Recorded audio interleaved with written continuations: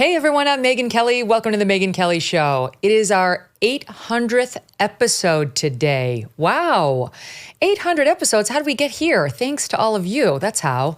Thanks so much for tuning in this day and all the others. We've had some great shows recently, and today is yet another that I'm super excited to bring to you, featuring two first-time guests here on the MK Show. Remember that viral "You ain't black if you're not voting for me" comment by then candidate Joe Biden during the 2020 campaign?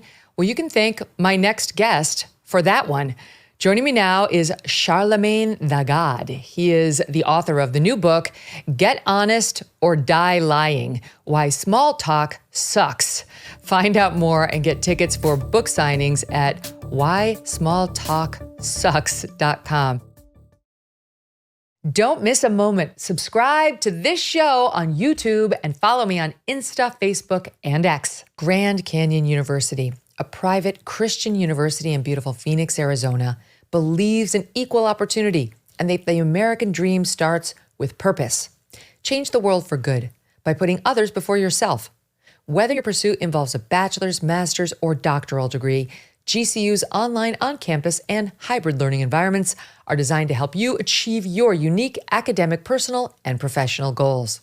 With over 330 academic programs as of September, GCU meets you where you are and provides a path to help you fulfill your dreams. The pursuit to serve others is yours. Let it flourish. Find your purpose at Grand Canyon University. Private, Christian, affordable. Visit gcu.edu. Charlamagne, welcome to the show. Please, Megyn, thank you for having me. How are you? I'm great. It's so nice to meet you. You've made so much news with politicians and other cultural figures over the year, many of which we've played on this show, the sound bites thereof. That one with Joe Biden just went completely viral.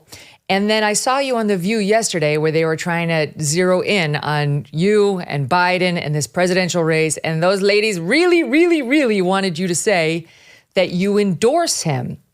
You didn't want to do it, but eventually you admitted, okay, it's kind of a binary choice here. I mean, it's basically a binary choice, and that you're not going to vote for Trump. So why wouldn't you just be explicit about it? I wondered about the hesitation.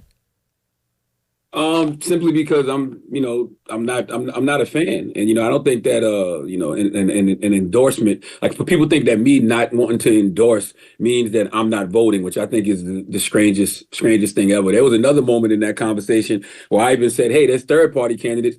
Whoopi told me she'll beat my behind if I bring up third party candidates. So I just think it's kind of strange where we are as a culture and as a society, where it's almost like there's either one of two extremes. And if you're a person who just, simply chooses to be objective, simply, chooses to look at, both candidates and say, hey, I think there's some right things here, there's some wrong things there's some good things here, there's some, good things over here. Like, just me being able to explore both options are all options that are out there. For some reason, it bothers people.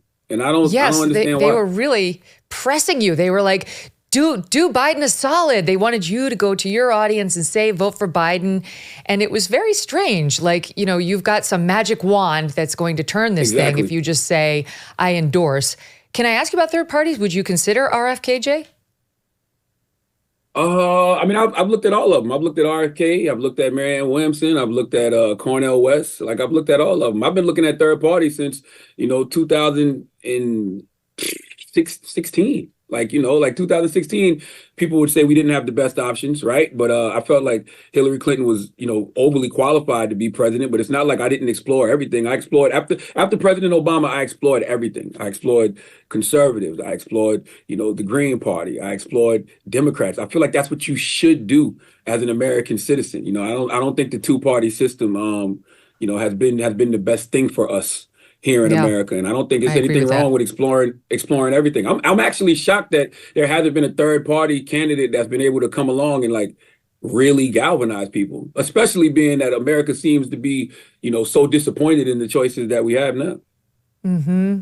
Do you think that there is more pressure on you to, quote, endorse because you're Black and there's a presumption that you have some influence with Black voters who, not by huge margins, but by some margins, are migrating from the Democrat to the Republican Party, or at least from Biden to Trump?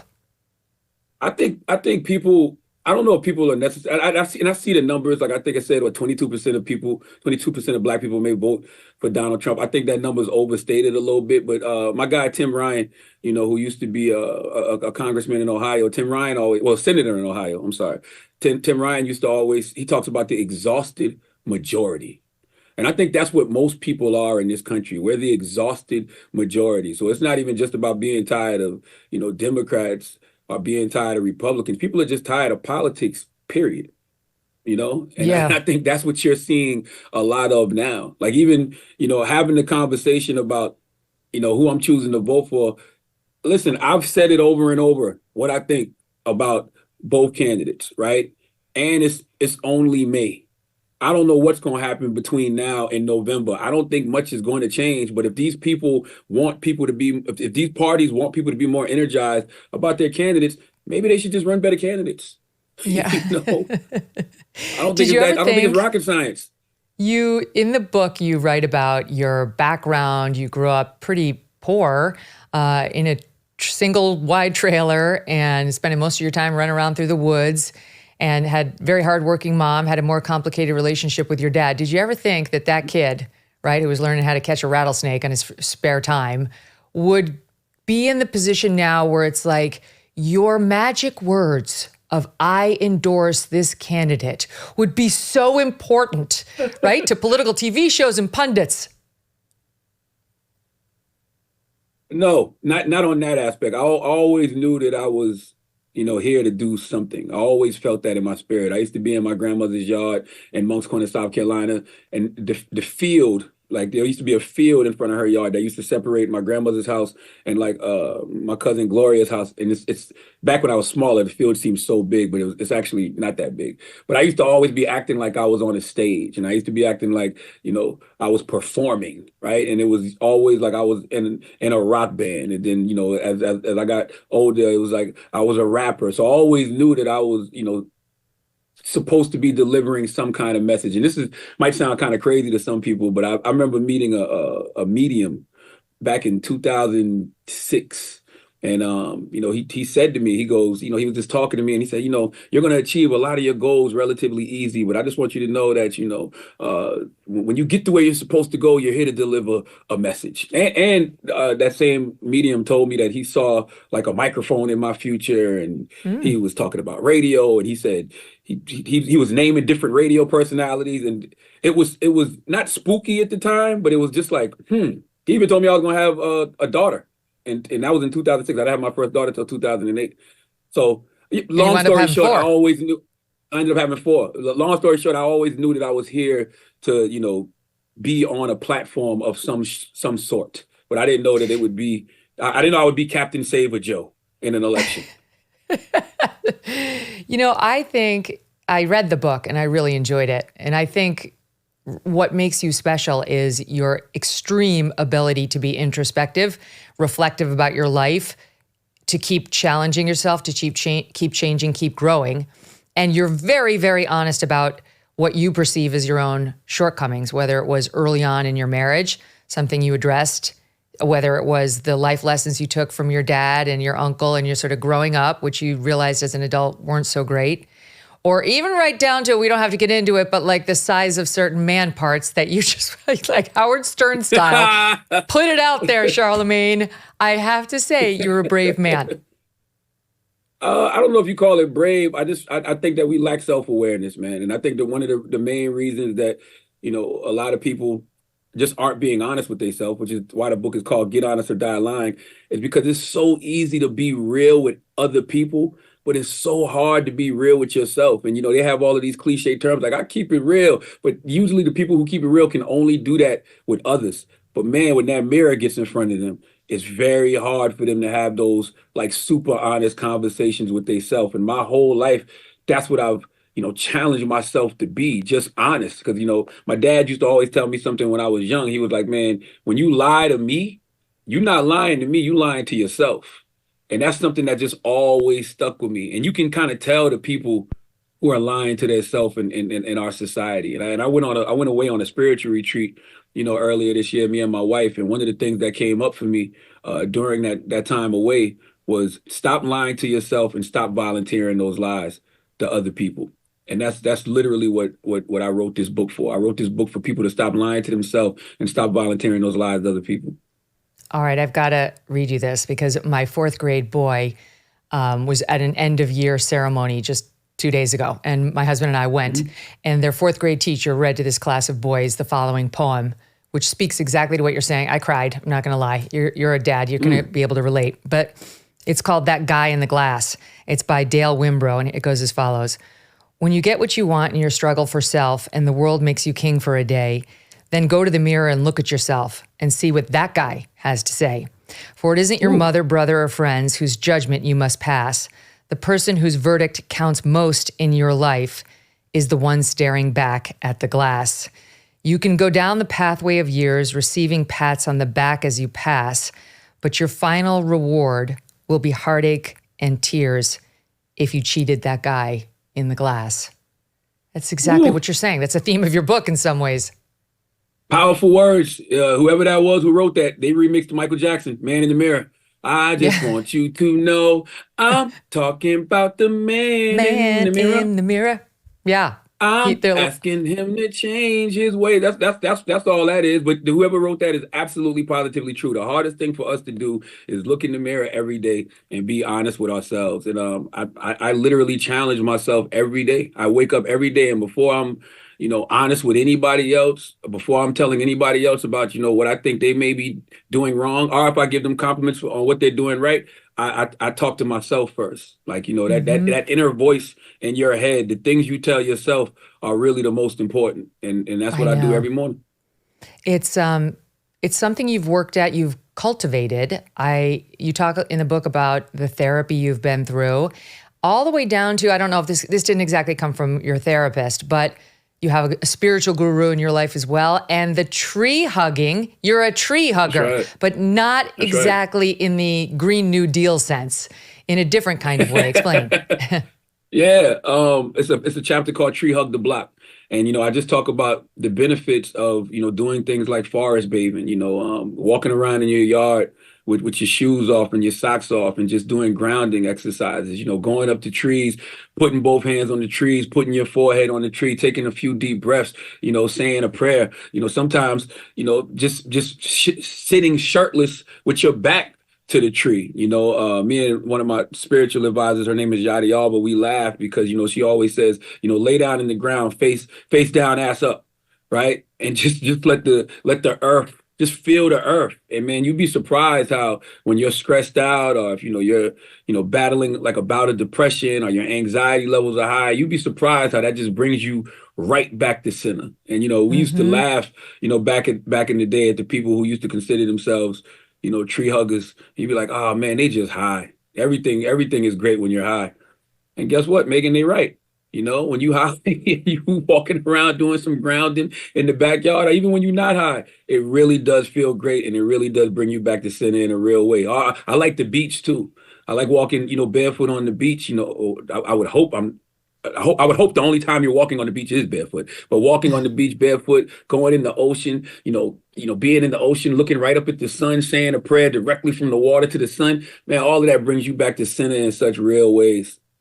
I know you say in the book, if you're feeling self-conscious about hugging a tree, of actually hugging a tree, putting your face up against the tree, start small, maybe just sit with your back up against the tree so people don't think you're crazy, but you could kind of graduate to a full 5-minute hug of a tree, and it actually could be transformative.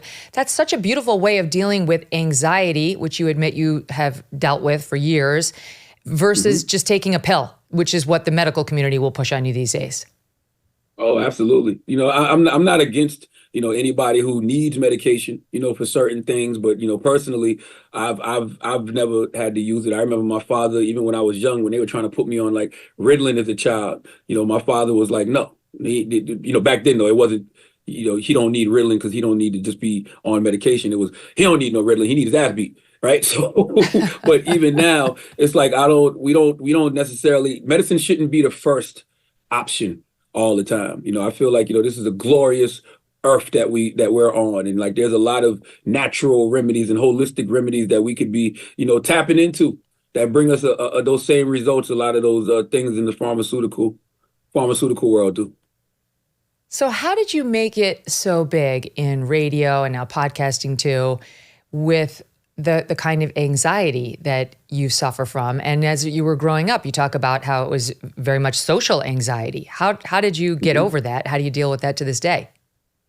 That's the strangest thing about anxiety, right? Like anxiety creeps up on you at weird times. It's those times when you're just literally laying on your couch at home, and then all of a sudden you get up and you start checking to see if all the doors are locked, right? or Mm-hmm. or like you can be laying on the couch and there's a ceiling fan going, and you just start thinking to yourself, what if that ceiling fan, flies off and like cuts my head off? Like it's just the stupidest, strangest things. But when it comes to like getting in front of a microphone and talking to millions of people, yes, there's a level of anxiety there, but for some reason it doesn't give you, you know, those same panic attacks of just going through regular everyday life. I have no idea why I'm able to get in front of a microphone and, talk to millions of people effortlessly, but I can't be in a party with 50 people without wanting to go home,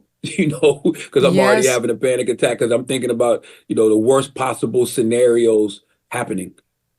I am too, but it's usually that guy over there is going to come over here and talk to me. It's not about the ceiling fan. It's like, oh God, I don't want to deal with But him. that is actually another reason I wrote this book. That's why I think small talk sucks, because I don't think they understand when you're a person who's already dealing with anxiety and you've had to say prayers and do breathing exercises and put your beads on, right? And all your other things just to show up in the world. The last thing I want to do is have a meaningless conversation with a stranger. Like at least come into my life or come up to me and bring me a conversation of value that may ease, whatever it is I got going on. Yes. I tell a story in the book how I was at the airport, and I'm a person who's been attacked in the street a couple of times, right? Like right here in New York City, just for things that I've said on the radio, like, back in the day though, not anything recently, but like over a decade ago. But you still have that PTSD from things like that. So I'm at the airport and this guy comes up to me and he's trying to talk, but he's like not really saying anything. So automatically I'm on alert. And then he finally goes, he's stuttering and he's telling me that he has a speech impediment. So he's asking me to bear with him while he gets out what it is he's trying to get out. He cut the small talk, and he told me exactly what it was from the beginning. So that one little moment eases my anxiety and lets me know, okay, Mm-hmm. this person isn't a foe. He's not any type of opposition in any way, shape, or form. He just has something he wants to say to me, and it's hard for him to get out. And if that individual who has a speech impediment can let me know that, we can do the same thing. We should be able to tell people, hey man, I don't want to talk about that right now. And if we I never if we linked social anxiety Mhm. to the hatred of small talk. I have to say, I too hate small talk and have a fair amount of social anxiety, not anxiety in the regular lane, but social anxiety. And I had never linked the two. This is actually an insightful thought that one is causing the other, because I, like you, am much Absolutely. more comfortable when the conversation is substantive. Yes. And you think about it, right? It's a link because when somebody says, okay, Megyn Kelly, you have to be this place at 7 o'clock at night, you're already dreading all the things you have to do in order to It's get to this true. place. And if you got something to do the next day, you're like, I'm going at 7. I'm gonna be out by 8. I want to be Yeah. back home in my bed by 9 o'clock. And I hope when you get there, you're thinking about all the conversations people want to have with you. You're thinking about, what people are going to try to get from you. Because a lot of it is people just trying to take from your energy at these places. It's not a lot of pouring into you when you That when you is go to these so events. good. Yeah. So stuff like that, man. It's like, yes, it does cause a lot of social anxiety, and it's another reason why I keep telling people, small talk sucks. I do not like it in any way, shape, or form. And it's not even just about the small chit chat either, Megan. It's about how we make these micros macros nowadays. So most of the things these people are coming to talk to you about, they're not big issues, but folks act like they're the biggest issues in the world. And so when the actual big issues come across our desk, we don't even know how to talk about them, if we even choose to talk about them at all. And you sound right now to me like Jocko Willink, the badass Navy SEAL, who's like the godfather of all Navy SEALs, who he came on the show and I was talking to him about all the stuff we argue about every day, all the day. And he was like, just don't give it any energy whatsoever. The way you solve these things you don't even talk about them. I'm like, well, there goes my whole career. I mean, that's kind of what I'm in the business of doing.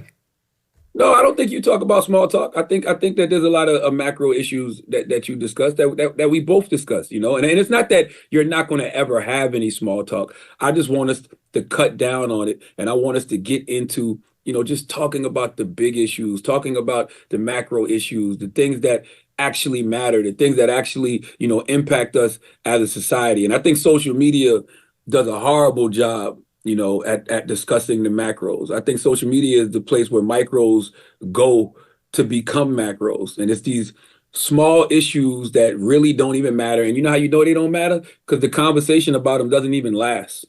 It'll last 12 hours at best. Give it 24-hour news cycle is stretching it nowadays. If something lasts 24 hours, I'm shocked. There's a lot of good advice in here for young people and you make fun of yourself, and I could relate to this too, about how every generation is like, this next generation sucks. They're lazy. Back in my day, barefoot to school, both ways, snow. But you do raise the point of like telling younger people today, and you have a lot of fans who are young in your audience, you're not entitled to anything. You should bring a fair amount of humility to your next job. It's hard work and elbow grease that are going to get you ahead, and not a sitting around thinking, why is life so unfair? That's right.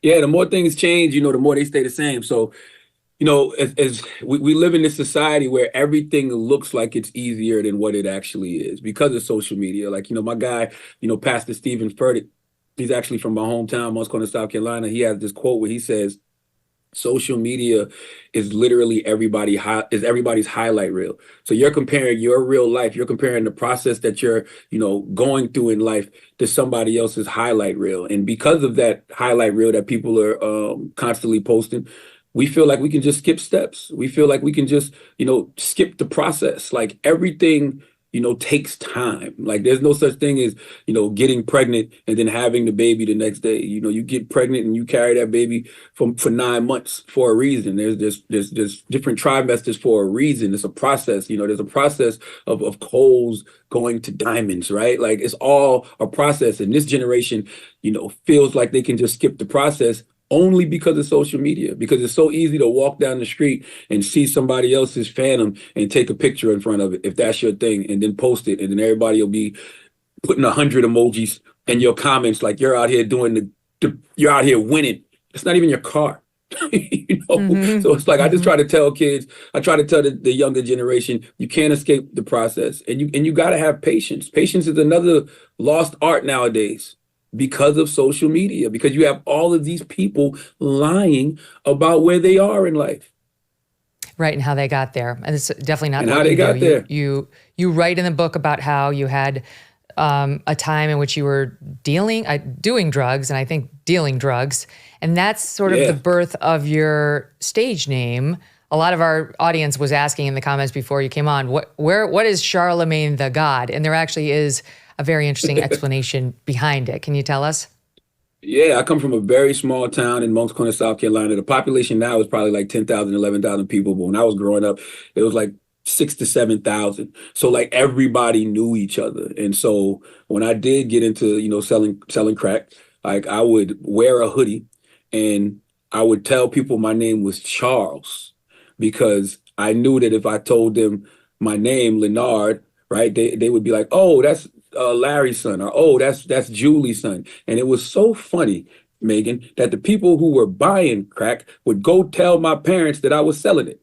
Okay, but they wouldn't tell my parents that they were buying it, even though people knew. So Charles was just like a moniker that I started running with. And then I was in night school, because I got kicked out of 2 high schools. I got kicked out of Berkeley High School, and then I got kicked out of Stratford High School. So I was in night school reading a history book, and I saw the Roman Emperor Charlamagne, and Charlamagne was French for Charles the Great, and he went about spreading religion and education. And I literally just said to myself, that is a cool name. I already call myself Charles, so I'm gonna just start calling myself Charlamagne. And back then I used to rap, so it was a cool rap name. And I always said it would look good on a marquee or on the front of a book, and I think I was right.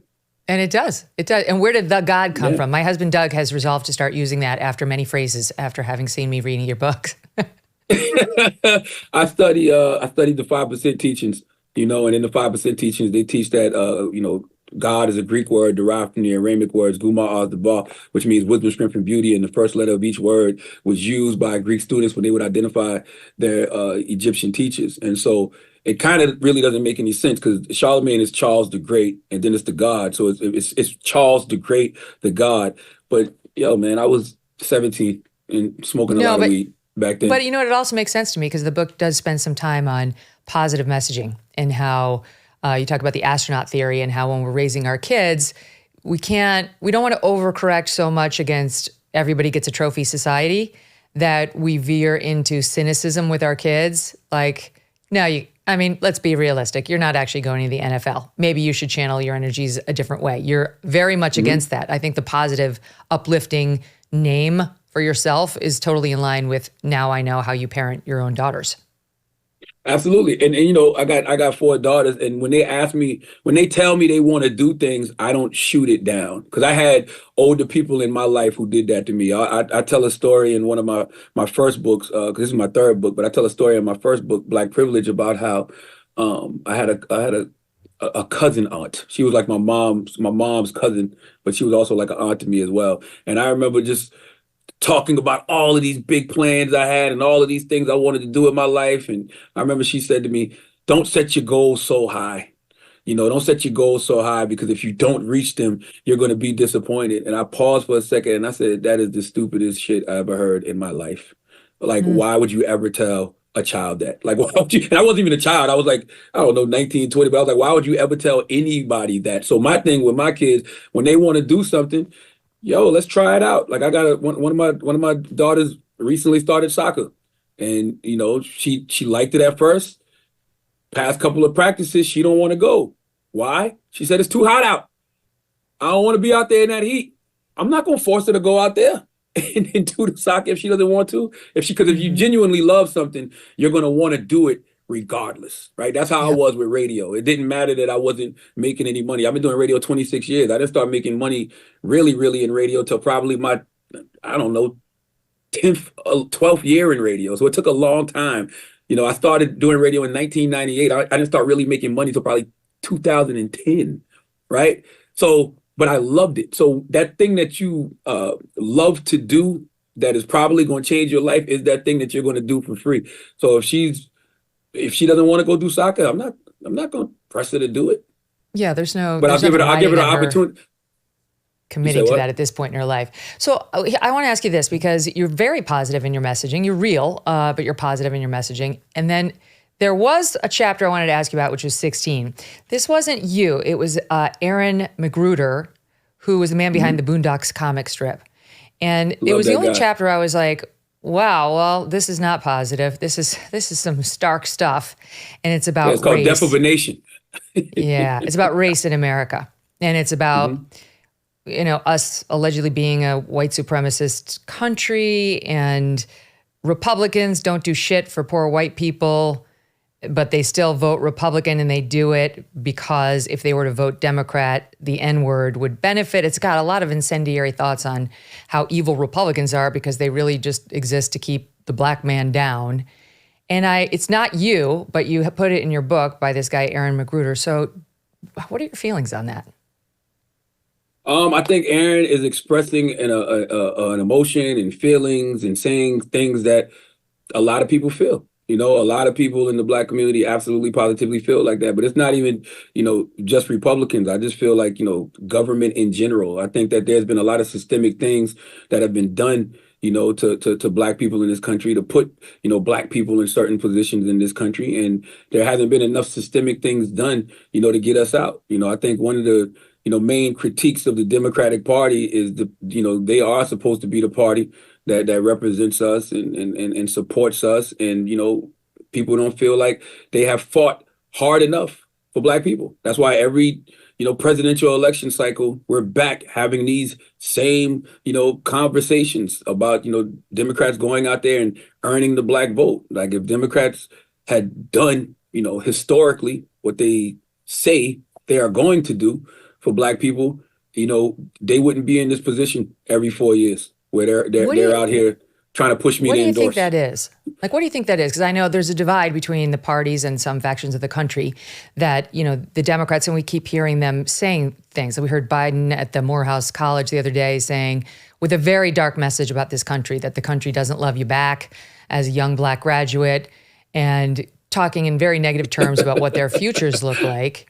And you contrast that just to what Barack Obama said in front of the same audience, 8 years ago. It was very uplifting and also empowering. Like, you can do it. You can make a difference in this great country. You have nothing but blue sky ahead of you. Very different, stark messages. What's in chapter 16 sounds more like Biden. So how do you see it? More like Biden, more like Obama? Well, I think I would like to see it more like President Obama. And the reason I would like to see it more like President Obama, because as he said, these are his words, the audacity of hope. Like, you have to be optimistic. Like, I'm optimistic because I was raised on a dirt road in, Moncks Corner, South Carolina. My mother was an English teacher. The most she ever made, was $30,000 a year at one point. My father was a great guy, who had a lot of flaws, right? And he was a construction worker, but he also had his own mental health issues, and his, he dealt with substance abuse. And I'm not supposed to come, out of that circumstance, but because, I was able to come out of that circumstance, and just because of, other conversations I've seen from people who come from environments like mine, I have to have the audacity of hope. I have to have, optimism, but I also have to deal with reality too. And it's just interesting that, President Biden would go to Morehouse and, make those statements when a lot of those issues, those problems he's contributed to, whether it was, the 86 mandatory minimum sentencing, whether it was the 88 crack law, the 94 crime bill. There's a lot of things that he, contributed to in regards to keeping, the Black man down. Right. Mm-hmm. So it's just interesting that he would go to Morehouse and talk like that. You're the president of the United States of America. You are the person that, we are looking to, at least, if not change some of those things, speak to changing some of those things, because you contributed to so much of that. What do you think? I mean, Tim Scott, he's from South Carolina, still reportedly on the short list toward becoming Trump's VP. He says he firmly believes America's not a racist country, a belief I share. Do you? No, I highly disagree with that. I mean, of course, there's systemic racism in this country. I don't believe every single white person in America is racist, but there has been systemic racism. Yes, 100%. Sure has been. You can look at everything from, slavery to, Jim Crow laws to redlining to, the war on drugs. Like, yes, like the act like there is not systemic racism in this country is still silly like it's today, 2024. I mean, it's like to think that Democrats who run the education system and largely the criminal justice system and so much of government today, who pride themselves on being DEI and, anti-racist and all that they're running these massive racist organizations would seem a stretch to even some of them. Well, you have to have these DEI programs because of systemic racism. So things like that tell you that these systemic racism still exists, because you still have to have, programs like that to ensure that there's diversity, to ensure that there's equity, to ensure that there's inclusion. So yes, systemic racism absolutely still exists in America. It's not something. It's something that we can dismantle, but we have to want to dismantle it. And the only way we're going to dismantle it is if we first acknowledge that it exists. Like as I say, in the book, and it's a great quote. You just can't heal what you don't reveal. I don't think any of us do ourselves any favors by acting like these things don't exist. Mm-hmm. I think the difference between where you are and where I am is I acknowledge everything you said about this country and its history. We had a couple rough 200 years from the foundation with slavery and then through the Jim Crow laws. But then we got to a place where we passed the 1964 Civil Rights Act, and we had a revolution in the country to start looking at this differently. And when I grew up in the 80s and the 90s, race relations had vastly improved. We were hanging out with one another, not thinking about skin color all the time. We actually instituted affirmative action programs, which were upheld under law, even though they're not totally consistent with our Constitution. But we did all of that because we understood the history.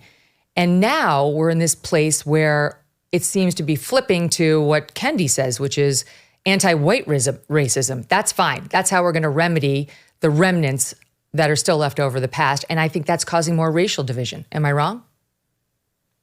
I think social media makes us think that,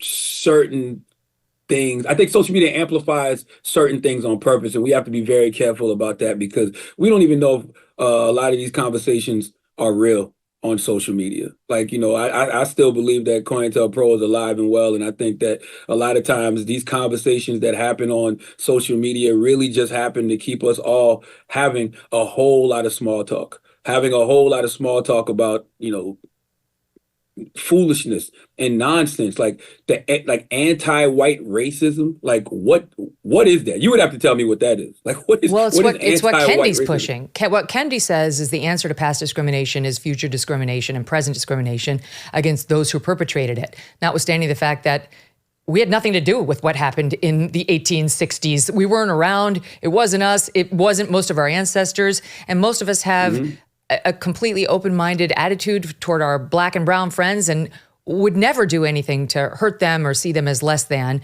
And we don't want us or our children being punished because of sins of the father, grandfather, great, whoever.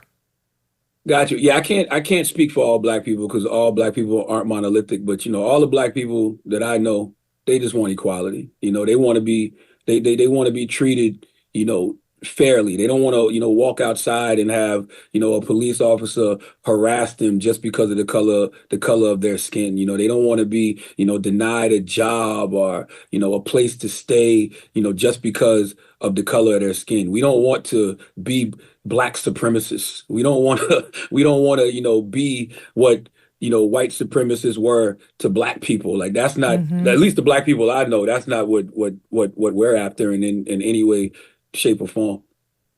Well, I think the messaging of the book on empowerment and possibilities and getting honest, as it's called, getting honest or dying lying, makes a ton of sense. And I hope we can continue this conversation. I know you got to run, but I have so much more I want to talk to you about it. So please come back, would you? I got like 10 more minutes if you want to talk. Oh, you do? Oh, great.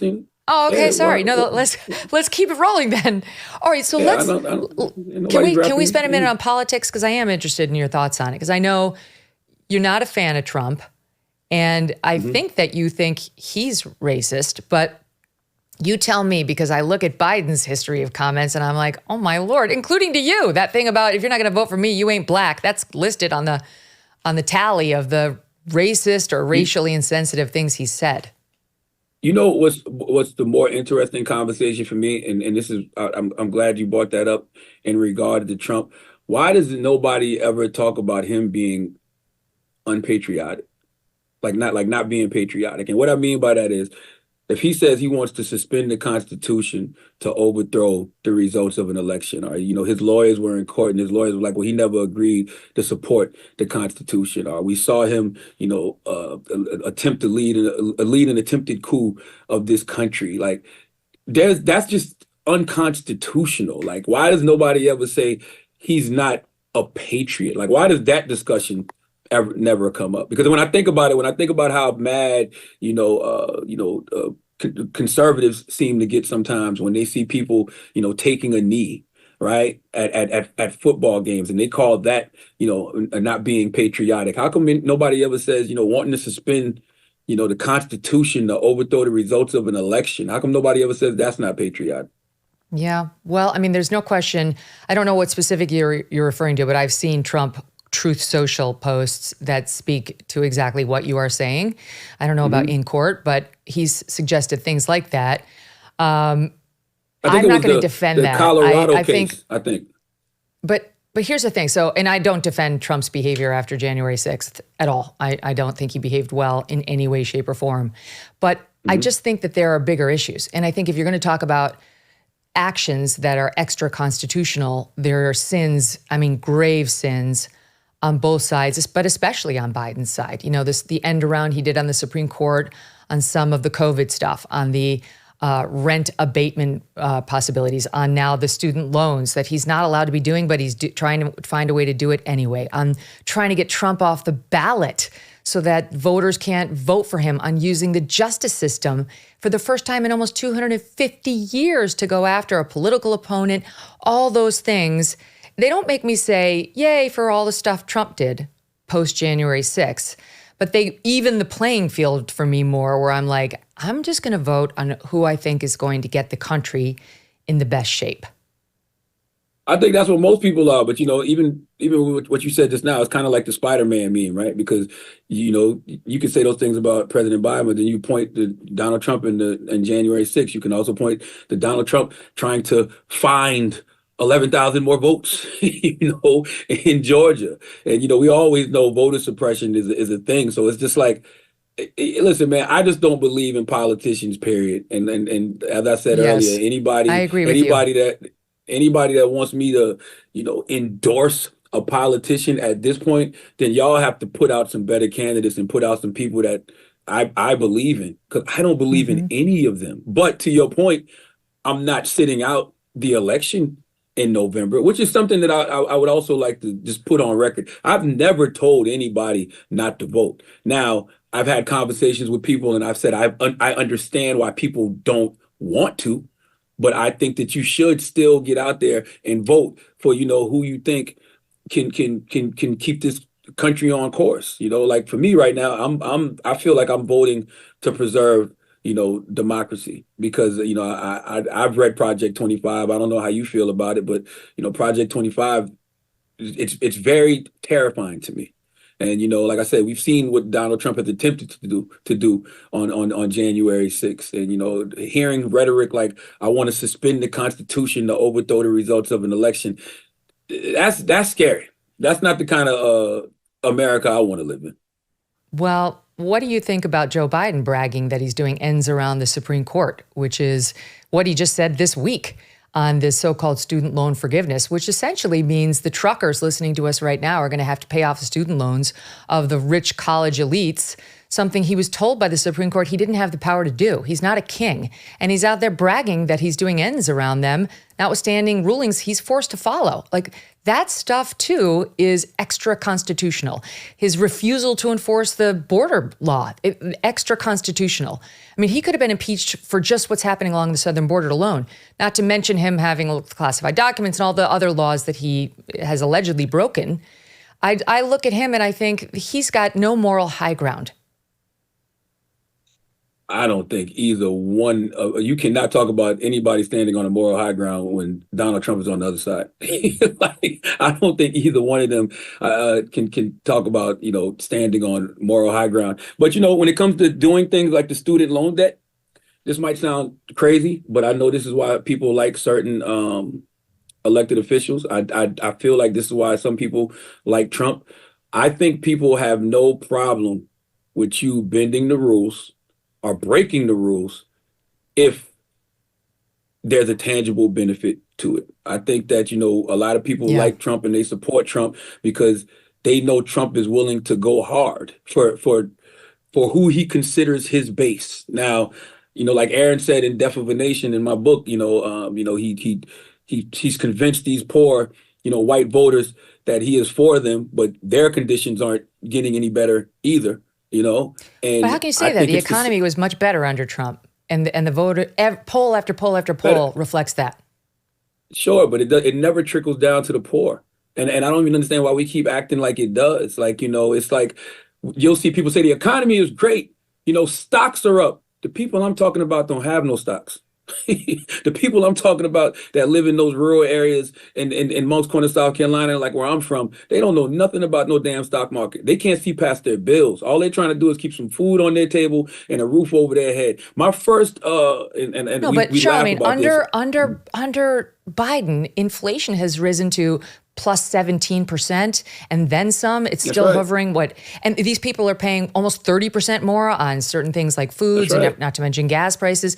That's all under Joe Biden because of his spendthrift ways, because he's just dumping the people's money on all sorts of legislation, the so-called Inflation Reduction Act and the COVID relief that didn't have to go through when he first took over. All those things have consequences. Trump, he kept costs low. Listen, the poor was still poor under Trump.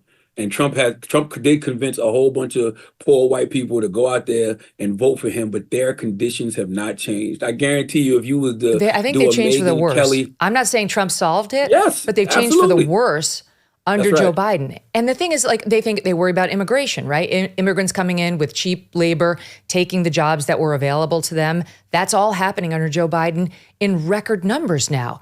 The kitchen table issues that people vote on have gotten worse under Biden, were better under Trump. There was a black focus group in, what state was it, Steve? Was it South Carolina? No, it was Georgia.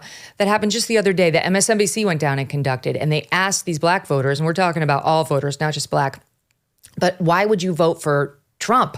Like, what are you thinking? Because they said they're going to. Here's what they said. We actually queued it up. Do each of you support Donald Trump? I do. Yes. Yes for all three of you? Yes. Has this trial changed your opinion, even caused you to waver or question that at all? No, it's actually caused me to support him more. I just don't believe there's a coincidence that we have a trial happening in Atlanta. We have one happening in New York. So the question people are beginning to ask themselves, like I did, is like, why now? I've talked to many people who formerly identified as a Democrat. They have changed their political persuasion to independent, and they are looking forward to voting for Trump. Wow. Because now they find something in common with a political candidate at that level. When you say they find commonality, what is that commonality? They have felt persecuted by the system of American injustice. And it's not a stretch for them to think that Trump may be a victim as well. And there was more on it, Charlamagne, where they said they think he'd be a stronger leader in dealing with some of our adversaries. Yeah, I can see where they would feel that way about the stronger leader part. I hate that whole conversation about black people are gravitating towards Trump because, we've been persecuted by the system, and he's being persecuted by that same system. No, Donald Trump is a person who has reaped the benefits of that system. He's a white, male, rich, privileged man. That is the reason that, these trials have even taken so long to happen, because they were even dragging their feet. America has no system in place to even prosecute a person like Donald Trump. They never thought that they would have to do that. A former president of the United States of America, no. So I disagree with all of that. I disagree with all of that wholeheartedly. Now, I do feel, if you ask me why people, some black people I know have gravitated towards Trump, a lot of them talk about money, right? Like they talk about the stimulus checks, and they talk about, the PPP loans, right? And what I would tell them is, yeah, you got some extra money in your pocket, but at what cost? At what cost? Because think about the circumstances that happened in order for you to get that money in your pocket. Millions of people had to die because of COVID, because of, Donald Trump's poor planning in regard to the COVID, of him getting rid of, pandemic teams. It's a stretch to blame COVID on him. I mean, I think we have the Chinese to thank for that one. But he did get rid of the pandemic teams that were in place to kind of, at least slow down, things slow down. Come on. Pandemic. What do we have? Anthony COVID. Fauci? I think that's a fair thing to blame on Trump, because he should have turfed that guy out long before. I'm just saying, I feel like I think Trump could have handled COVID better. And I don't want to see, I want more. I want more Americans to get more money in their pocket, but not at the expense of millions of people dying because of, let's just say, poor planning from the government. And you have to say the administration that was in place at that time, because it was the Trump administration in place during that time. We'll put a pin in that one. And going back over COVID is just a bummer in general, but there is a lot more to discuss. You've got a busy day ahead promoting the book, and I wish you all the best on it. To be continued, I hope. Yes?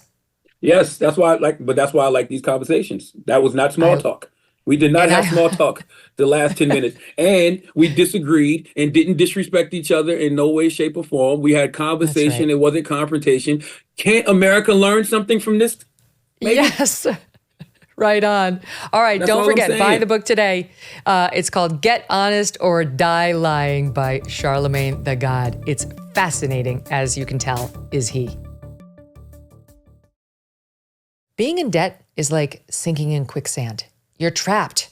You feel helpless. I have been there. I know. And the harder you struggle, the deeper in debt you can get.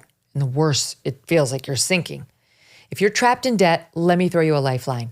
Done with Debt. Done with Debt has created a new strategy with one goal in mind: to get you out of debt quickly and permanently. Done with Debt stands between you and your bill collectors, and then they negotiate a plan to end your debt permanently, without bankruptcy and without a loan.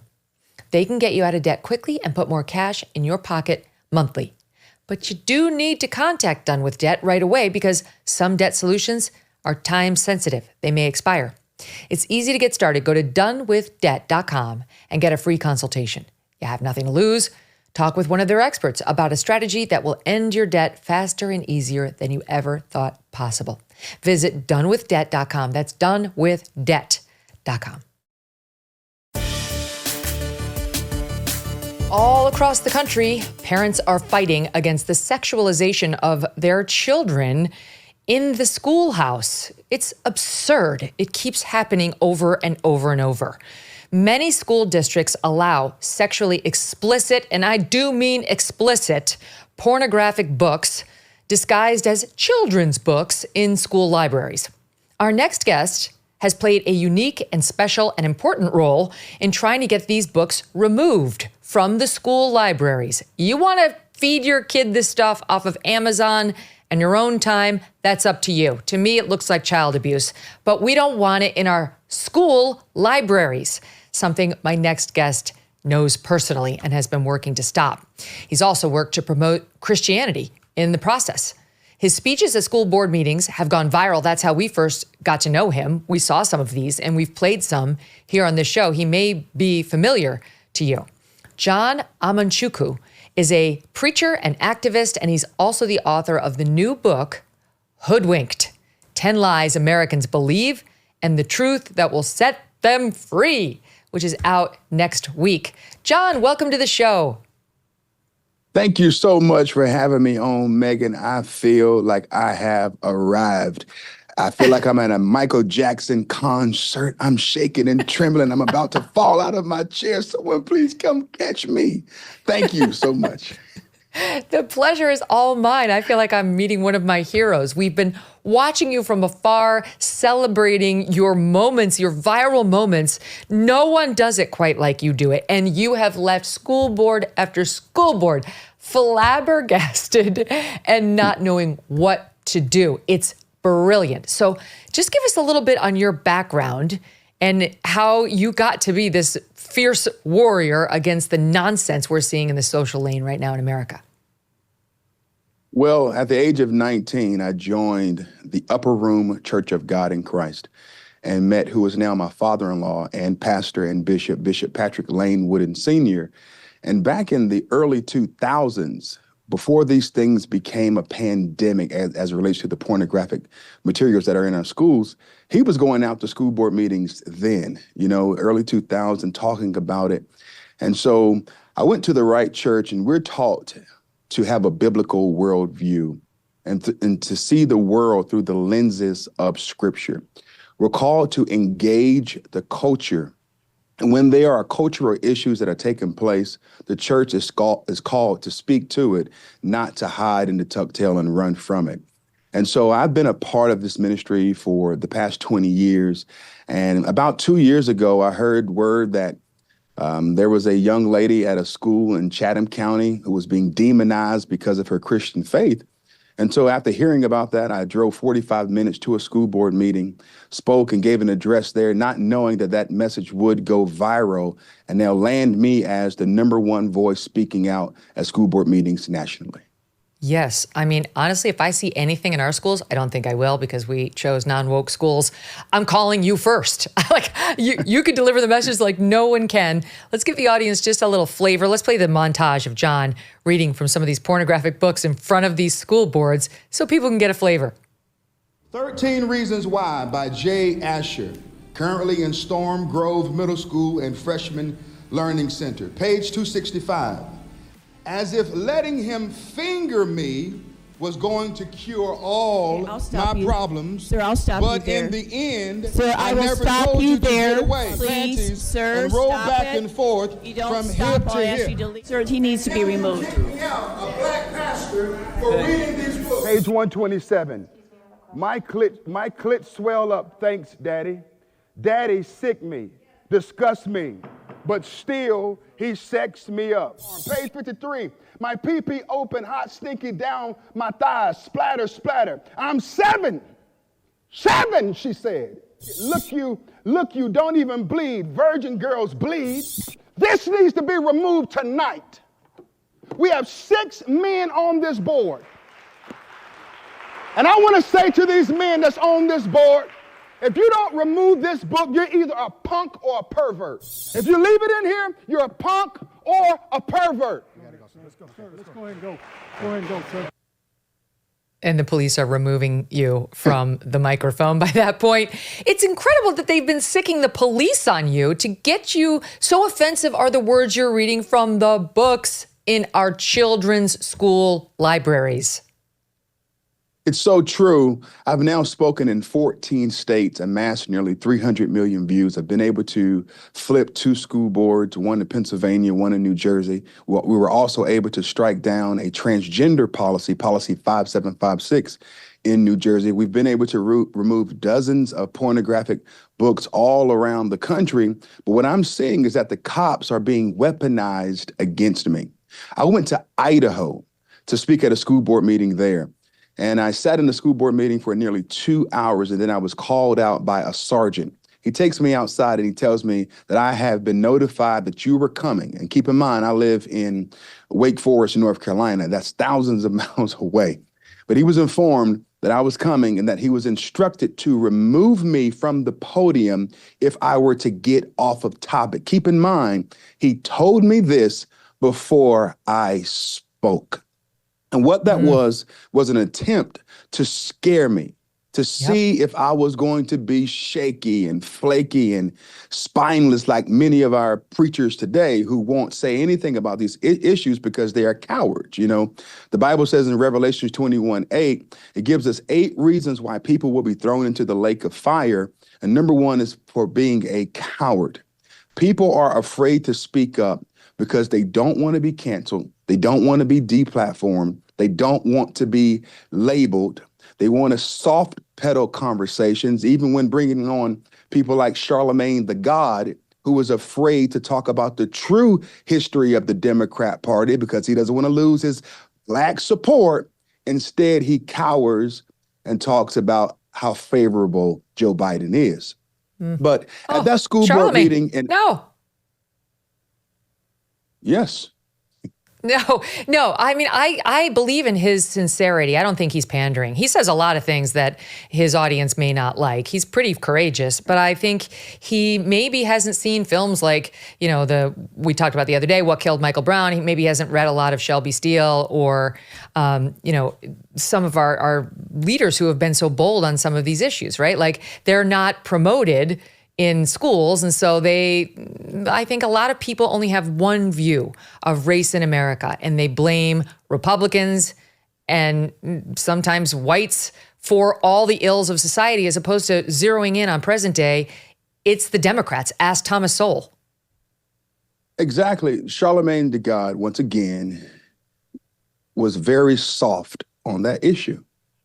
He didn't speak the truth. He's very intelligent. The guy is brilliant. He is. A broken clock is right twice a day. That's true.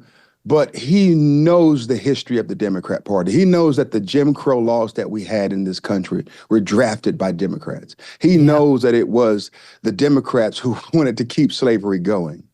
He knows that a lot of the redlining and a lot of the Jim Crow ideologies and principles that were held onto for so long, they were supported by the Democrat Party. He knows that the economy under President Trump versus Joe Biden, it was much better under President Trump. Inflation is nearly at an all-time high today. He knows it's the Democrat Party that does not want Black students to have school choice so that we can remain subservient to the Democrat Party. He knows that, but because of racialized social constraint, he would much rather not tick off his community to keep favor with his community. I can care less about having favor with my community.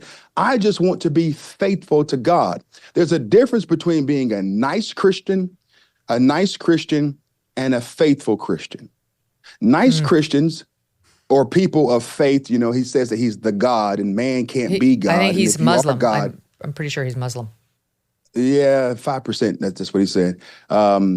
He calls himself Charlamagne the God, but at the end of the day, God does not suffer from social anxiety. So you're not God. There's only one God. He's not. He's only saying that tongue in cheek. I mean, it's an empowering thing. I know a lot of people find that offensive. He's trying to. Yeah. He had a rough child. He's trying to lift himself up and give himself like a different persona, and then he learned to live inside of that and find his voice. And he needs to get to know the God of the Bible and to find a peace that surpasseth all understanding. The contentment that comes from Jesus Christ. We don't have to stay here. Let me tell you this. So let me tell you this. The thing that I took issue with Charlamagne on, which I raised with him, is the condemnation of America today. You know, there's no question that 200 years ago, the country had massive problems. So, you know, we were not living up to our founding ideals. But we are the only country in the history of the world to ever fight a war to end slavery. Multiple countries had slavery and still have slavery. We're the only ones to ever fight a war to end it. And those beautiful founding ideals in our Constitution, in our Declaration of Independence, we ultimately got back to them and found a way past slavery and past ultimately the Jim Crow era and wrote non-discrimination right into our laws. And I'll tell you something. I want to play this. It's a long soundbite. It's like 2-minute soundbite. But somebody who really said this beautifully, and he's been like a guru to me in terms of my own thoughts on race, has been Glenn Loury. Now as an economics professor at Brown, was at Harvard. And he and John McWhorter have this show that if you want to hear sense talked about racial issues in a very honest way, you'd be well served to tune into them. He came on our show early on. We didn't even have video at the time. And take a listen to the way he defended America against this charge, which was in the Times that day. This is still 2020, not that far past George Floyd, about how racist and white supremacist America is. Listen. The narrative about the American story, the American project, is fundamentally important. Is this a good country? Or is this a country that's founded on genocide and slavery? The impact of Western settlement in the Western Hemisphere, the European settlement in the Western Hemisphere on the native population was devastating. There's not any doubt about that. And the commerce in chattel, which was transatlantic slavery, was of a huge scale, mostly going to Caribbean and South America, but of a huge scale, and was monumental in world history. It was monumental in the foundation of the events that led to the American nation state. There's not any doubt about that.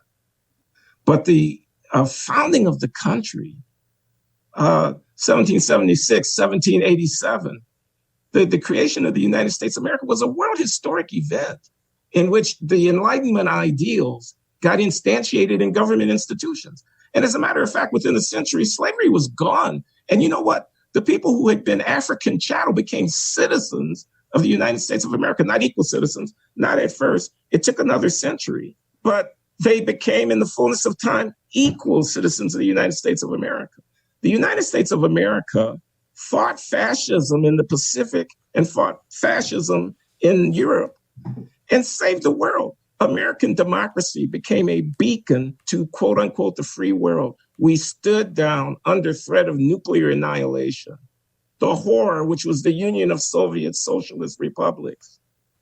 We have had the greatest transformation in the social status of a serfdom people, which was what the emancipation affected and the creation of the Negro, of the African American, probably that you could find anywhere in world history. 40 million strong, the richest people of African descent on the planet by far. This is a question of narrative. Are you going to look through the lens of the United States as a racist, genocidal, white supremacist, illegitimate force? Are you going to see it for what it is? Which in the last 300 years is the greatest force for human liberty on the planet. That's worth fighting about. That these people at the New York Times lay down to a latter-day woke ideology and debase their country is despicable. Oh, love him. He's coming on in 2 weeks again. But that's the first lie in your book, it's about the top 10 lies in America, is that America is a racist nation. That's why you're taking such issue with some of what Charlamagne was saying. Exactly, and it's necessary that we do. 360,000 Union soldiers gave their life to save this country and to end slavery. And so that can't be glossed over or overlooked. People claim that America is a racist nation, and they do that intentionally to keep blacks on the liberal plantation.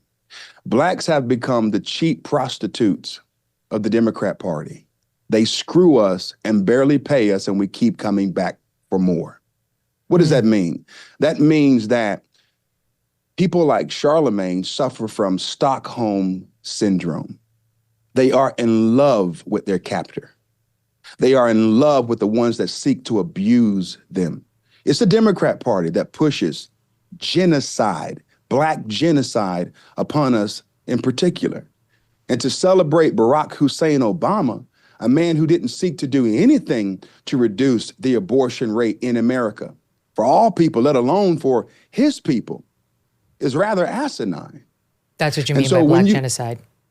Exactly, by black genocide. The abortion rate in this country as it relates to black people is stupendous. There are nearly 20 million black people that have been aborted since the inception of Roe v. Wade in 1973. Wow. Blacks make up only 13% of the overall population in America. Black men account for 5%, and black women account for 8%. Of the black women who are ovulating, that's about 2 to 3%, they account for nearly 40% of the overall abortions. Before a person can experience racism or a racist nation, first and foremost, they have to be born. And if you're not talking about the black genocide that's being propagated by the Democrat Party, you are doing nothing but wasting time. And everyone wants to talk about racism. Let's go there. Margaret Sanger, in a letter to Dr. Clarence C.J. Gamble in 1939, said that she did not want the word to get out, that she wanted to exterminate the Negro population. Yep. And she said that she would use the black charismatic preacher to assist her in doing so. So who has she used? Raphael Warnock, a black pastor who claims to be a pro-choice pastor. There's no such thing as a pro-choice Christian or a pro-choice pastor.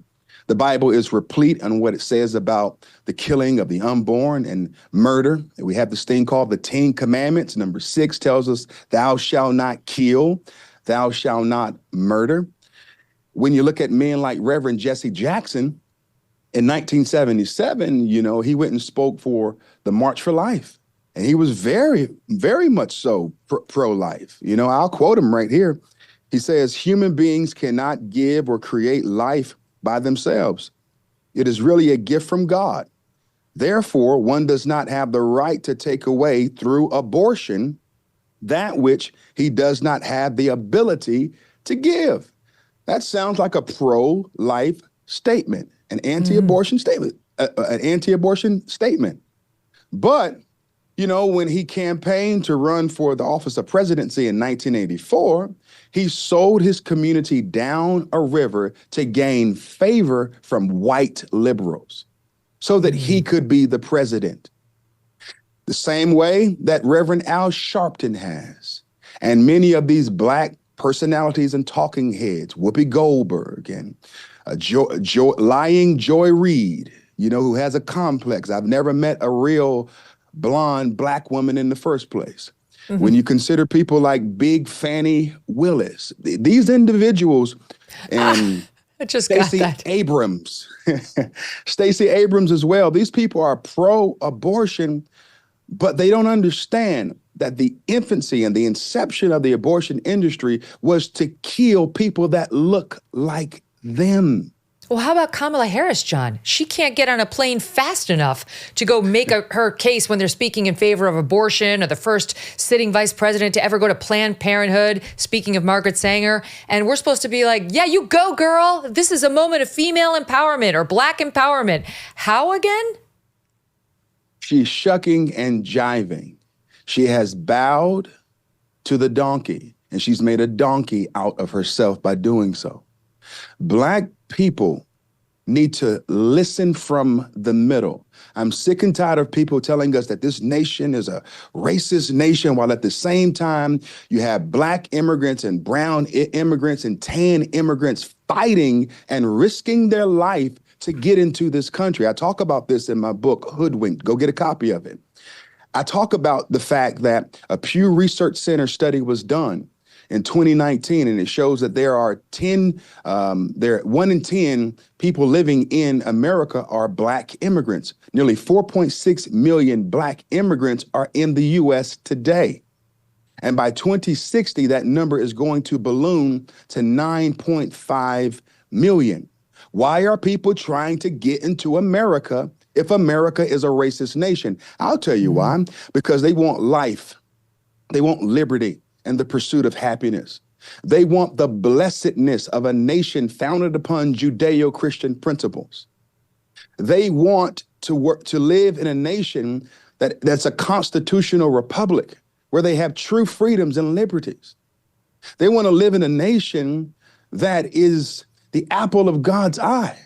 God has smiled upon this nation, but it's Marxists, it's Marxist atheists, it's communists who have crept into America and who seek to creep into the black church as well, and the church at large, to convince us to shout death to America, hate Israel, but while at the same time screaming that they're pro-Hamas and pro-Palestine. Mm-hmm. It really makes no sense. And so to your listeners out there and Black Americans, we have to listen from the middle and keep in mind that we should not support any politician that wants to support abortion laws. We should not do that because it damages and kills us the most. I've worked at abortion clinics in the Southeast trying to save babies. I did that for almost 12 to 13 years.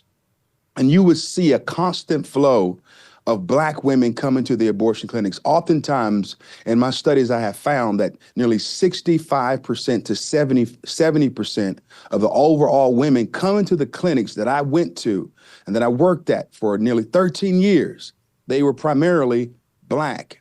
But nearly 70 to 80% of the people outside of the abortion clinic trying to save these Black babies were white. Wow. White Republicans have done more to save Black babies than the NAACP, the Congressional Black Caucus, and BLM combined. Those three organizations that I just mentioned, when Roe v. Wade was overturned, they all came out with that, that fear-mongering speech and that talk and that rhetoric that, because of the Black maternal health crisis, Black women are going to be unsafe and they're taking away your liberties and all of that junk. Because at the end of the day, and Malcolm X tried to tell us that the white liberal hates Black Americans. And so I'm giving this the just due that it needs. I am saying what needs to be said, regardless of pigmentation and color. And here's another thing that we can talk about. Beyond just labeling America as a racist nation, they want to say that we're all victims. Blacks are victims. We're proverbial victims. We can't make it in America. There was a time in this country where the Black marriage rate rivaled that of whites from the 1890s up to the 1950s. That's right. The black marriage rate rivaled that of whites. But it and wasn't then came until Lyndon Johnson. There you have it. Lyndon Johnson came along and brought along the Great Society. And he said himself that he would have these Negroes, he said something else, he would have these N-words voting for the Democrat Party for the next 200 years. He found a creative way to remove the black man from the home and replace him with a $300 to $400 check. Now, government has become God and daddy. The Bible says if a man doesn't work, neither shall he eat. But from the 1890s to the 1950s, blacks were under great suppression and oppression in this country. That is true. But we fared better then than we do today. Why? Yeah. Because we focused on faith, family, and education void of special interest. We built our own school. Consider Booker T. Washington. The man was lived through times of slavery.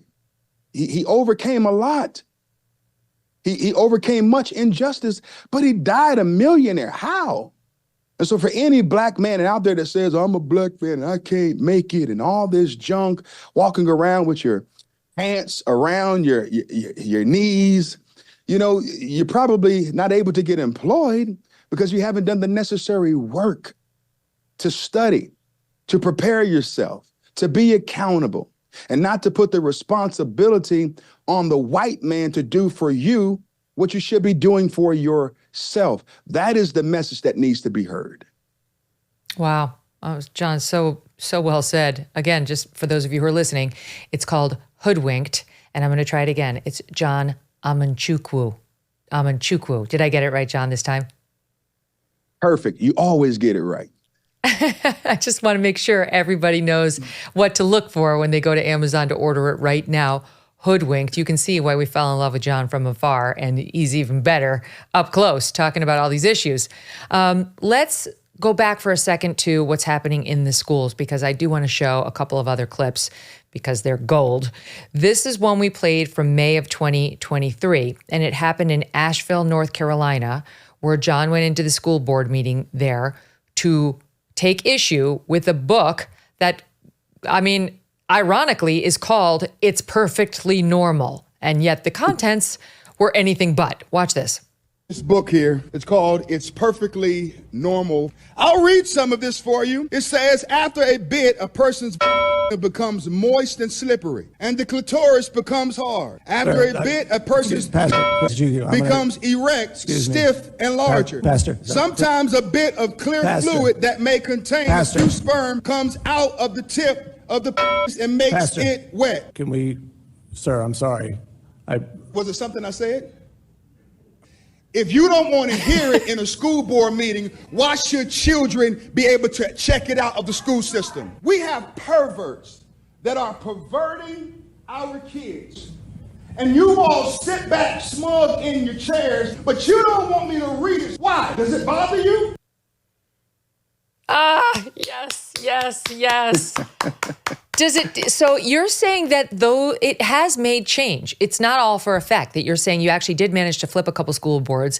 And while they may be dragging you out by the cops, which by the way, I'm told is the ultimate Karen move, right? To call the cops on a black man when no crime has been committed. They're listening at some level, at least the constituents are listening. By all means, I hear from parents every day. I have invites to school board meetings all around the country. I have more opportunities than there are days on the calendar. We are winning because we are showing the world what's really going on at these school board meetings and what's going on behind the scenes as it relates to these curriculum and materials that are being placed at the fingertips of our kids. That book that I was reading from is right here. It's perfectly normal, and it's not perfectly normal to mentally rape a child. Hear that? Some people call it grooming. Some people call it indoctrination. I call it mental rape because it assaults the soul, it stains the brain, and it robs children of their innocence. They are forcibly removing their innocence, and they are doing it with government support. And when you consider even a book like this, I went to Missouri just two days ago.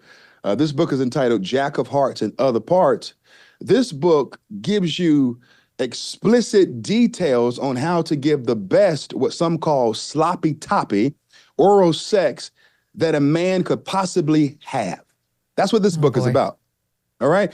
It talks about a young man going into the rear end of another guy, and go figure, when he pulls out, there's feces all over the condom.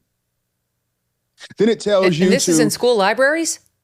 Oh, it's in school libraries all around the country. It is. It is. It's everywhere. It's in Wake County, North Carolina. I talked about this book twice in North Carolina, in what is called Wake County. This book even teaches kids, when you're giving oral sex, use both of your hands, and don't just sit there and do nothing. Use a finger and insert it into the person's rectum while you're giving oral sex. This is trash. This is trash. That's what this is. And this is the fruit of DEI. That's what it is. And I want to ask you that. So why, now you're getting to the crux of it. Why is it important to, as you point out, these perverts to have these books in our children's schools? And just for those listening, in case you're thinking it's just high schools, it's not. We've seen case after case where it's in middle schools and sometimes even elementary. So why? You're so right. Well, this book is perfectly normal. It's for kids 10 and up, so that's elementary. The why is this: we have to make the homosexual community feel accepted. So therefore, we have to allow kids who are not homosexual, who are not even thinking about oral sex and anal sex as a child, we have to corrupt their existence in education just to make the LGBTQIA plus community feel welcomed, loved, seen, and heard. That's why. And we're getting ready to go into what is called Pride Month. Yeah. Where we will see a parade of individuals celebrating and gallivanting about and cheering over sexual deviancy. And if you disagree with them, you're labeled as a homophobe. I talked in my book about disagreement means that we can no longer talk. If you disagree with a person in their lifestyle, you can no longer have a conversation. And the reality is that in life, at some point, you're going to be offended. And being offended is not a sin. It's reality. People are going to disagree with you. I don't think we should talk about heterosexual sex nor homosexual sex in the public school system. Same. This book it's right not here. The place. It's not. This book right here is called Let's Talk About It. Why do kids need to hear about how to insert a butt plug? How is that going to help us on the EOG test score? Right. I mean, how does that increase your SAT? It doesn't. You know, how is that going to help us compete in a global economy? Yes, right. How is it going to help raise up more children who will be proficient in science and technology and engineering and math? It's not going to do it. I can't even open this book. And then you have this book. It's called Queer, the ultimate LGBTQ guide for teens. This book is in Wake County and all around the country as well. And it teaches you how to properly sanitize objects that you insert into your body. It also says to, put it in the dishwasher. Oh, God. And be sure to let it cool down before you use it again. Megyn, this is trash. Also written for dummies. I'm sorry, but who are these morons? Darwinism should take care of these people. No book should intervene. I agree with it, but I'm now labeled as the book banning pastor by Right Wing Watch. They love to write about me and talk about me and say negative things about me because I view this as garbage. It is garbage. Yeah, and I say this to men and women everywhere. that if you think that this kind of content is acceptable, you're either a punk or a pervert. There's no in between. And I said that same line in Midland, Texas, and a school board member left the school board meeting, came outside and wanted to fight because I said that you're either a punk or a pervert if you keep the filth in the school system. And my response was this, sir, I don't know if you heard what I said. I said you're either a punk or a pervert if you keep the books in. The question is, are you going to remove it? I don't care about the snowflake emotions of these board members. I can care less. I care about the children first. Yeah. I want to do what's best for the kids. To heck with the adults. I'm in this for the children. Who is going to put the children first? And I talk about this in my book, Hoodwinked. Go get a copy of it. And he told me, he said, you know what? But you don't have to insult me. You don't have to insult me. I'm going to help remove the book. I said, now listen, are you going to get it out tonight? He said, I'm going to do everything I possibly can to remove this book. And guess what? He's not a punk or a pervert. He's a protector, because in less than 24 hours, the book was removed. Wow. And so, but it takes someone being willing to go toe-to-toe with these tyrants. I was targeted in Sugar Land, Texas. I was followed. Someone broke into my vehicle and stole my bag. I lost my book bag. I lost my laptop. I guess they thought I had Hunter Biden's laptop in there. I don't know why. And they took my bracelet and glasses, and most of all, they took a Bible that I had kept for the past 18 years. Who robs a preacher of his Bible? And I'm sure it was marked up and had all your favorite passages clipped. So those are personal, very personal. Very much so. I had the Bible for 18 years. I can almost tear up talking about it, you know. But when I think about that, it reminds me that persecution will come if you do good works, right? It's impossible for us to live righteous and not experience persecution. But I'm willing to stand. I'm willing to go toe to toe. I'm planning on going to another 12 to 15 more school board meetings this year. I'm launching a program to help raise up warriors to come alongside me. And I say to your listeners, those of you who are on the fence, and even to the men who are cowards and won't speak up and won't say anything as women are being defrauded in our country, and as fake women, men trying to be women, are robbing them of their dignity, at some point, you're going to have to speak up for our women. And so I'm on a campaign to bring revival to America.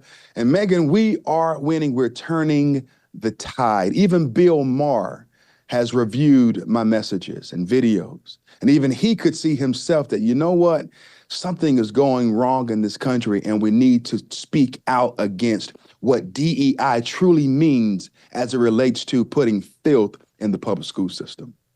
Wow. John, you're a hero. You're a brave guy and an important voice in this conversation. I admire you, and I thank you for everything you've been doing. Again, for the audience, the book is called Hoodwinked, and it's by Pastor John Amanchukwu. And get it now, Hoodwinked, 10 Lies Americans Believe and the Truth That Will Set Them Free. It's out next week. Get it now to support John and all of these efforts. John, thank you. All the best. God bless you. Thank you so much. Oh, thank you. You might be planning your summer getaway right now. What to eat, where to visit, what to do, where to sleep. But wait, what about the comfort of home while you're away? That's where Cozy Earth comes in. Right now, you can get 35% off with code Megyn at checkout. Cozy Earth is not just about creating luxurious bedding and loungewear, though it does do that and very well. It's about elevating and transforming your entire travel experience. Cozy Earth's bedding comes in adorable totes, making it travel-friendly and hassle-free. But whether you're exploring far-off lands or creating your own sanctuary at home, Cozy Earth has everything you need to make every moment feel like pure bliss.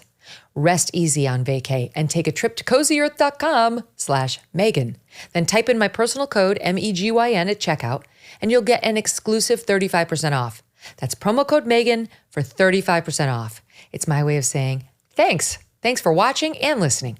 And choose podcast in the survey after you order, and then click the Megyn Kelly Show from the drop-down menu. Thank you, because that helps us. It tells Cozy Earth you heard about them on this show.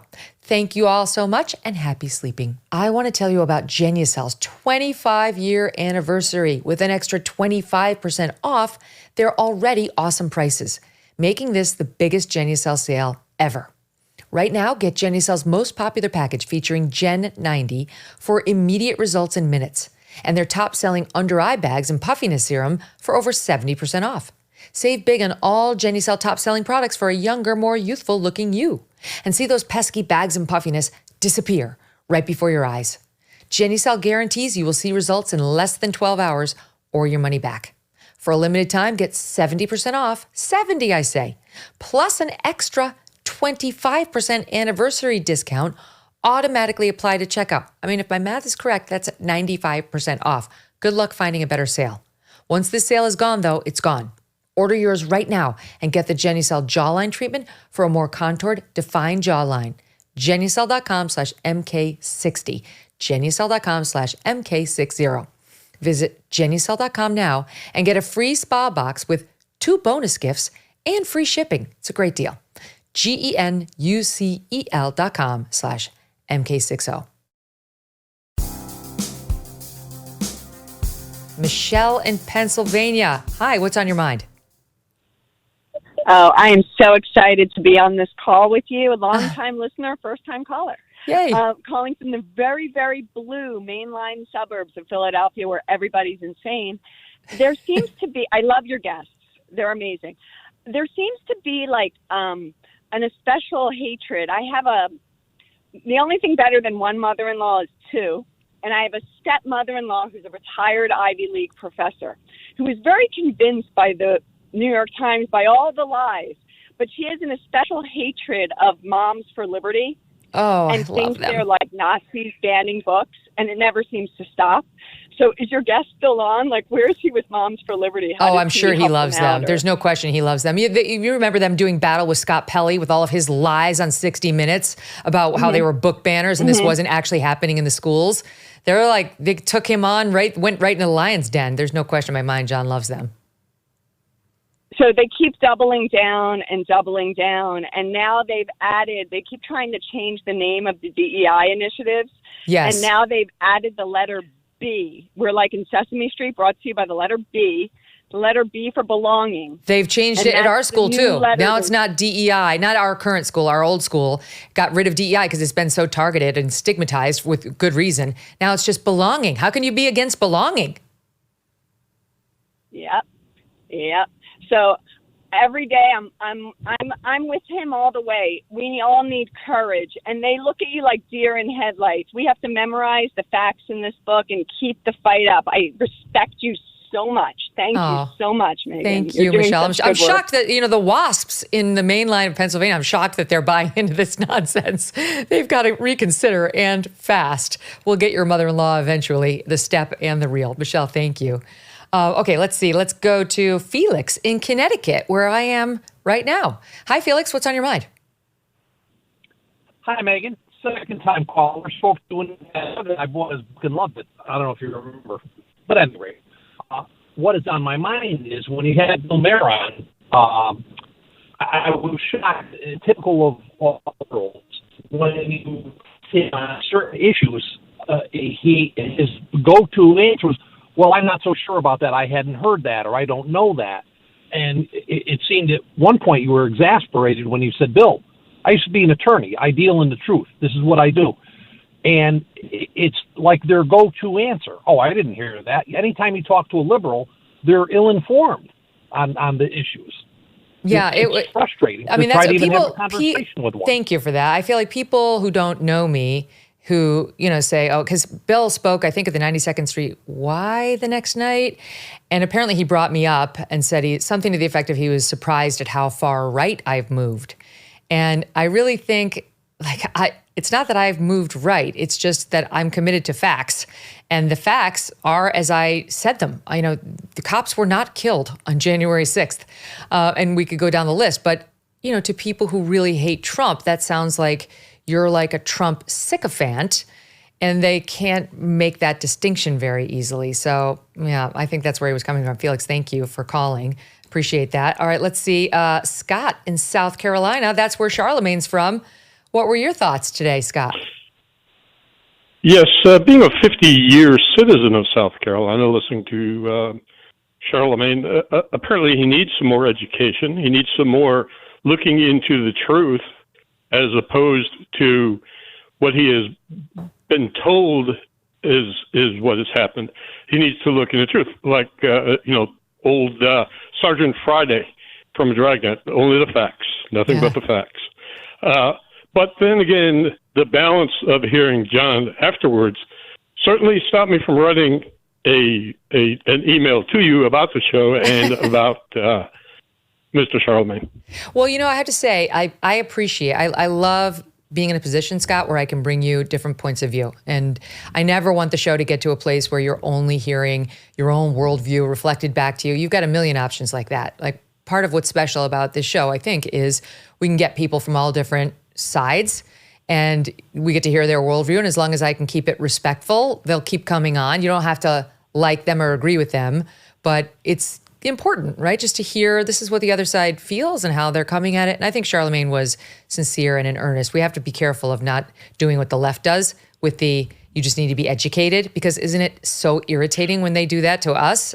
I think he's educated. If you read his book, he knows a lot about a lot. He just has different opinions about it. Well, exposing what they have to say on your show, I think is enough for people to make their own decisions. Yeah, I agree. And it's good to keep sort of the once we hear on. what they have to say, right, then it's not just a hearsay. It's coming directly from their mouth. Yeah, that's right. He speaks to a totally different audience, so his inputs may be different. Anyway, Scott, thank you. Let me go from South Carolina down to Georgia and Linda. Hi, Linda. What's on your mind? Oh, hey, Megyn, love the show. Listen to it every day. I was going to say about Bill Maher, I listened to that. I didn't really know that much about him because I don't follow his show. But in my opinion, I felt he was very disrespectful. He was all over the place. He totally had Trump derangement syndrome. And,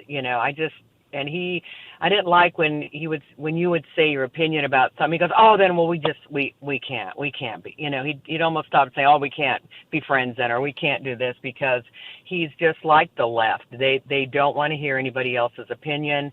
They're not gracious enough to say, oh, okay, I can accept your opinion. Here's mine. I just kind of find him very irritating. Well, he started the exchange by saying, you can hate Trump, but you shouldn't demonize his voters. You shouldn't hate his supporters. But I do think something switched for him when he realized I was ready to vote for Trump, that I got moved into a category of maybe okay, nutcase or someone I can't talk to or I disagree with. But in the end, he got back. I think he does wrestle with his anger over Trump.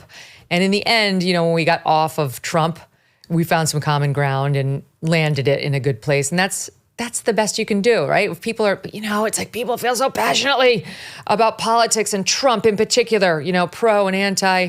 So I was glad, by the time it was all over, we, behind the scenes, we shook hands. We had one of those, polite hugs, posed for a picture together and wished each other well. So hopefully he meant it too. Linda, thank you. Thanks for watching and thanks for calling in. All right, let's go to Dan in Indiana. Hi, Dan. What's on your mind? Hi, Megyn. Love your show. Listen to that interview with Bill Maher. And when he said, I see the elephant, you're seeing the mouse, and that was in the context of the election fraud and democracy in this country. It's just so infuriating. I don't know how you stayed in your seat, honestly. I don't want to find common ground with a guy like Bill Maher. He is an atheist. I'm a believer. I believe in a creator. So I see the elephant. You and I see an elephant. He sees the mouse. You're Catholic. You believe in a creator.